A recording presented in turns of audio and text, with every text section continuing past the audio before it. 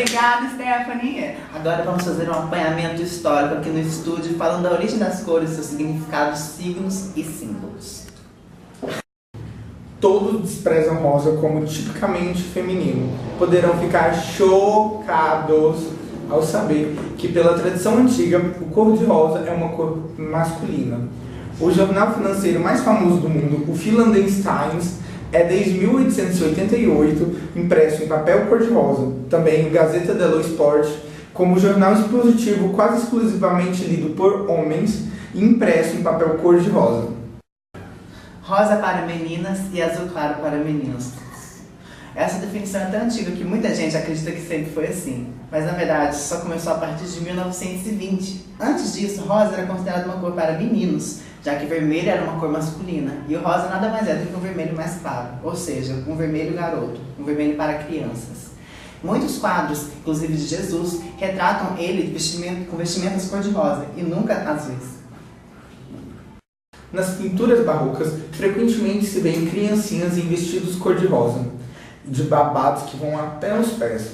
Quando essas crianças aparecem com um capacete de guerra na cabeça e uma espada na cintura, parecem-nos exemplares inesperados de menina recebendo uma educação masculina. Porém, essas criaturas vestidas de cor-de-rosa não são meninas, e sim príncipes, isso mesmo, príncipes, ok? Caracterizados pela cor rosa, o vermelho pequenino, como futuro governantes. O pintor de corte Franz Charles Winterhalter retratou em 1846 uma imagem da Rainha Vitória segurando um de seus bebês. Esse bebê estava vestido com fitinhas azuis e com uma coroa de flores azuis na cabeça. E nada mais era do que sua filha, a princesa. Um quadro também do príncipe Arthur, vestido com uma touquinha cor-de-rosa e fitinhas cor-de-rosa sobre o corpo, também foi retratado dessa época. E na época da Rainha Vitória não existia a menor dúvida de qualquer um que olhasse aqueles quadros, que eles saberiam que o bebê vestido de azul era a princesa e o menino vestido de rosa era o príncipe. Até 1900, as vestimentas para meninos e meninas eram brancas, como se fossem adornadas com fitas. A maioria delas era vermelha, pois pela superstição elas protegeriam as crianças de eventuais mal-olhados.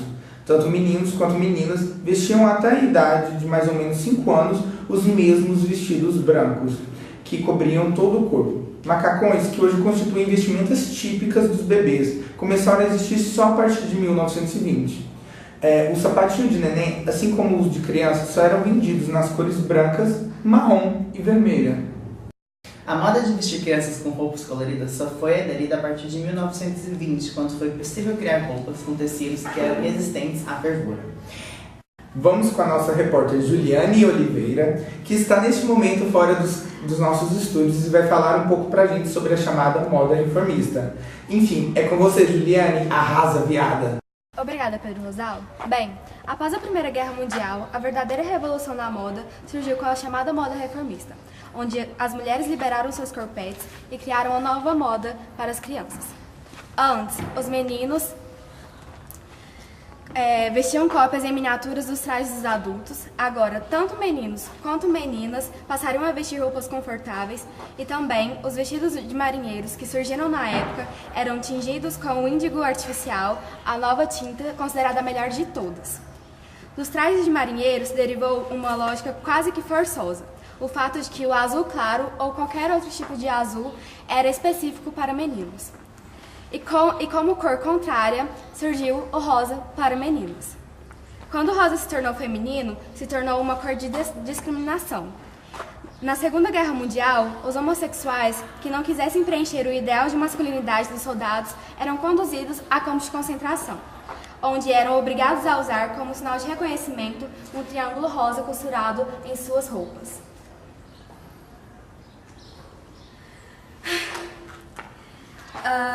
O triângulo cor-de-rosa ou a cor rosa são frequentemente citados nas relações públicas dos homossexuais, como símbolo de sua antiga opressão.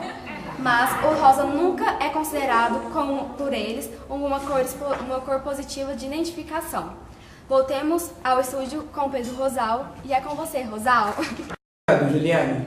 Bem, por volta de 1970, o rosa feminino se impôs internacionalmente. É verdade que, onde a tradição católica era forte, o azul claro, como a cor da Virgem Maria, permaneceu por mais tempo como a cor para meninas. Naquela época, quando os tecidos de nylon de fácil manutenção se tornaram tão apreciados, a moda das cores de neném alcançou seu ponto alto. Todo carrinho de bebê era enfeitado com laços cor-de-rosa ou azuis claros. Todo bebê passou a usar, desde as touquinhas até as meinhas, os tons azul claro ou cor-de-rosa. Já em 1970, o gosto por escolher as cores da roupa do bebê caiu novamente. Dessa vez por motivos mais práticos. Os pais já estavam cansados de ter que esperar o bebê nascer para saber que cor que deveriam ter comprado o enxoval do bebê. Nós mesmos estávamos em dúvida sobre o sexo do nosso bebê, né, amor?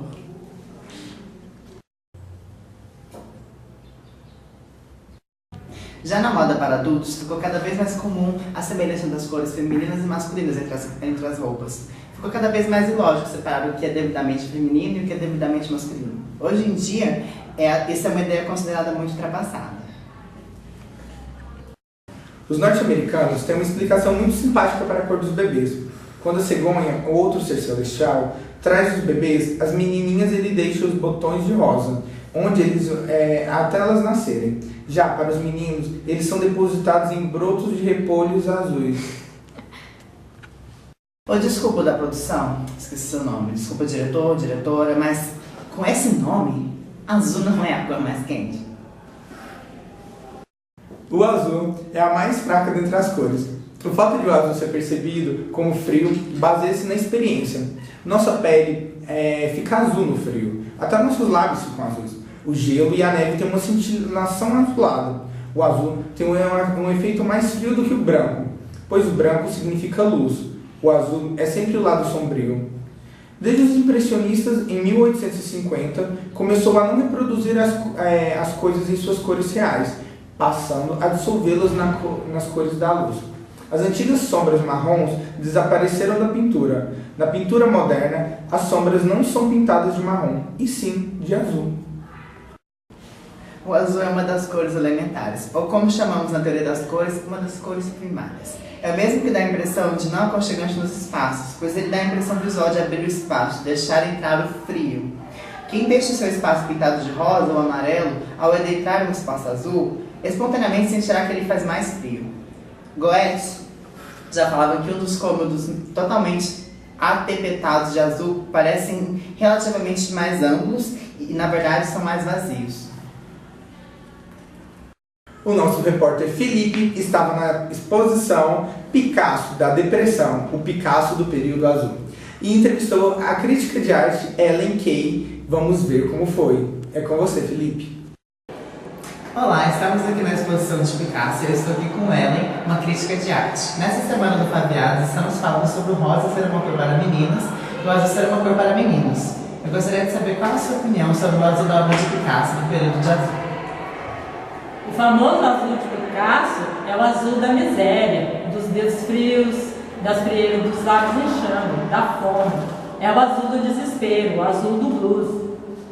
Socorro! Tira dessa exposição!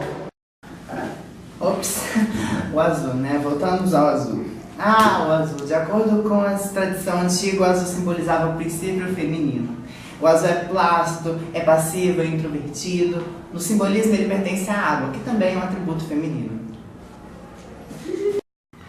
As cores simbólicas da pintura cristã: azul para Maria, vermelho para Jesus, púrpura violeta para Deus Pai e verde para o Espírito Santo, foram reforçadas com a promulgação da lei feita pelo Papa Gregório Magno, que afirmava que toda imagem religiosa devia contar uma história que fosse compreensível a todos. Por isso, a manutenção de cores fixas para cada um dos personagens. Esse Papa estabeleceu uma condição aos artistas: na casa de Deus, as imagens devem ser para os homens simples o que os livros são para os cultos. Bem, durante séculos foi esta a lei da pintura cristã.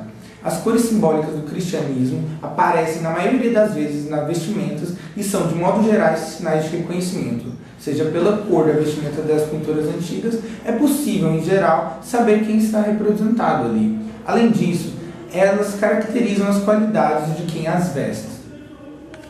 O azul feminino é a cor de Maria, também conhecido pelo azul da Nossa Senhora.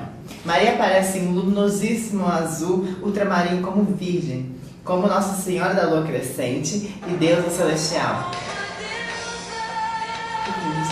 Ô, espera, desculpa aí, produção. Como é que contrata uma pessoa dessas? Enfim, com o manto, Nossa Senhora carrega um manto azul, tão vasto quanto o céu sobre seus fiéis. Com Nossa Senhora das Dores, ela traz o vestido de tom azul profundo. Mas nem sempre Maria traja azul. As cores de suas vestimentas não dependem do gosto do pintor, e sim da hierarquia dos santos nas pinturas. Se Maria estiver representada ao lado de Jesus, ela não estará vestida de azul ultramarino, pois essa era a cor mais cara da pintura. Maria é a mãe de Deus, a rainha celestial. Entretanto, Jesus não é príncipe, é Deus. Sendo assim, Maria não deve trajar hierarquicamente uma cor superior à de Jesus. Desse modo, a importância gasta para as vestimentas de Maria precisava ser menor quando ela fosse pintada ao lado de Jesus. Nessas ocasiões, ela aparece vestida de azul claro. Para isso, era suficiente um ultramarino de qualidade inferior ou algum outro pigmento azul. Oba, vamos mudar o cenário aqui. Abre a câmera geral, me dê imagens, por favor. Que é isso? Ok, foca aqui. O vermelho. Contudo, em muitos quadros, Maria também traz o vermelho, especialmente quando ela está retratada em ambiente mundano, como era comum no final da Idade Média. Meu Deus.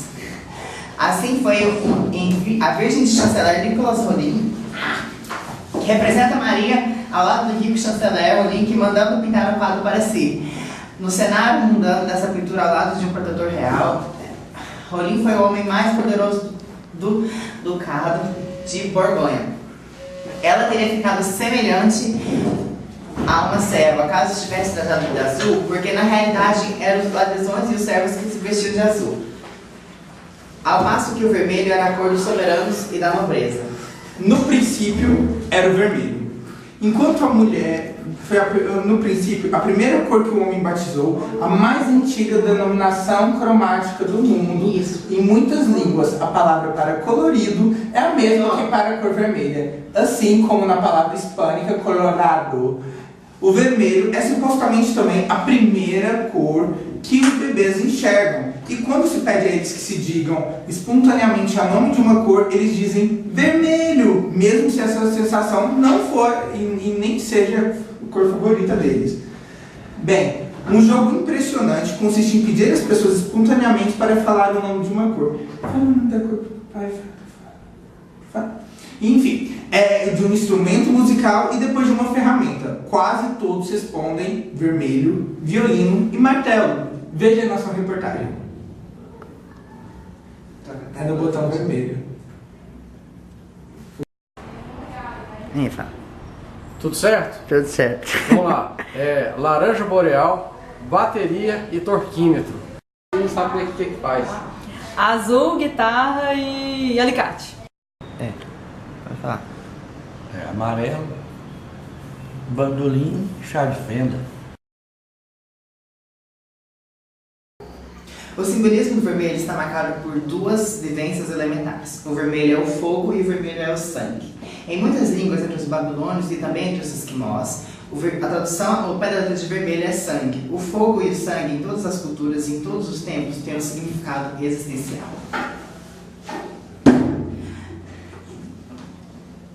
Da mesma forma, o simbolismo vigora o mundo inteiro.